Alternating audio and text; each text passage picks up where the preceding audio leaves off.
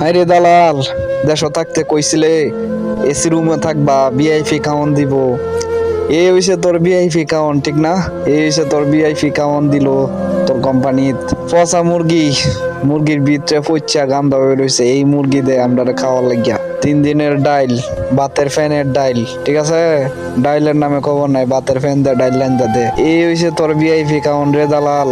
কি টোকানিরা টোকাইলি রে, তুই তো শান্তি পাইতি না। দেখ ভাতের অবস্থা, ডাইলের অবস্থা, আর তরকারির অবস্থা।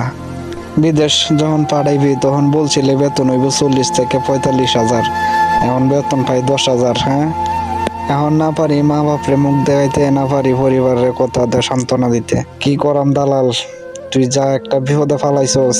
কেউর কাছে মুখ দেখাইতে পারি না, কেউর সাথে কথা বলতে পারি না, পরিবারের সাথে এখন ভালো সম্পর্ক নাই, শুধু তোর কারণে দালাল।